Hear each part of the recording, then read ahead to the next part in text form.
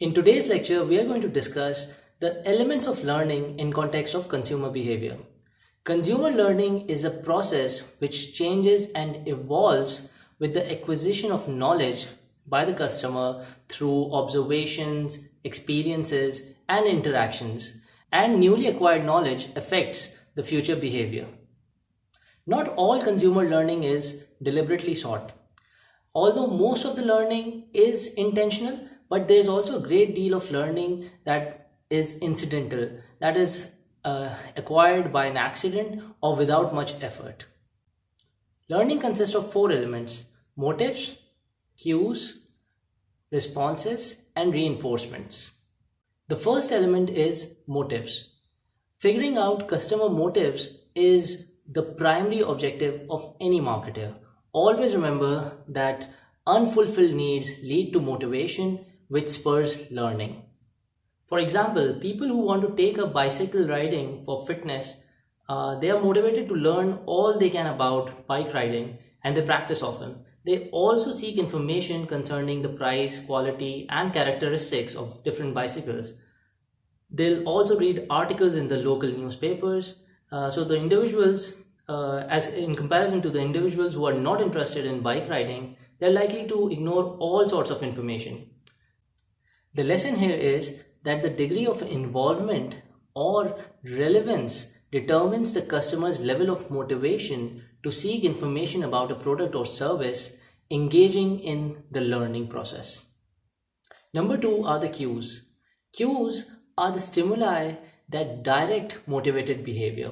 In marketing, pricing, packaging, styling, branding, promotions, all these are cues that are designed to persuade consumers to fulfill their needs by buying a specific product or a service.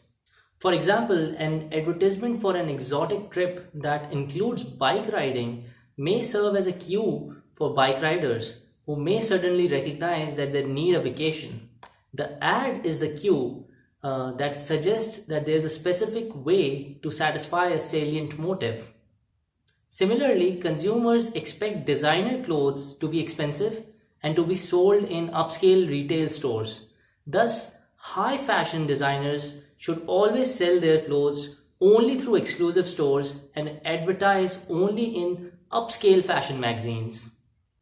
Number three element is response. In context of learning, responses are individuals' reaction to a marketing cue or a drive. Learning can occur even when the responses are not apparent. For example, a car company that spends heavily on advertisements may not always succeed in stimulating a purchase, that is, to get a reaction from the consumer.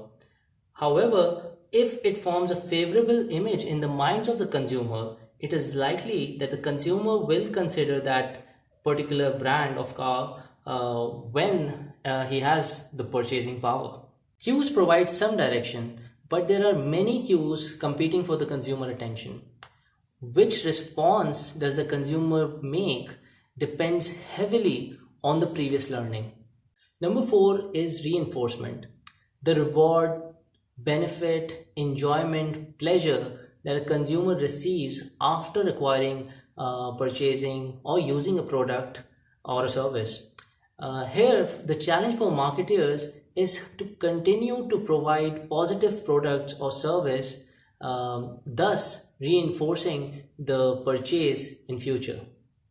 For example, if a person visits a restaurant for the first time, he likes the food, service, ambience, and considers it value for money, then the customer was reinforced and is likely to dine in at the restaurant again.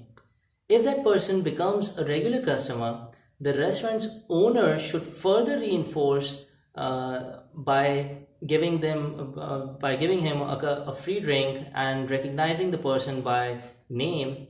Of course, the quality of food and service must be maintained as they are key elements reinforcing the customer's continued visits.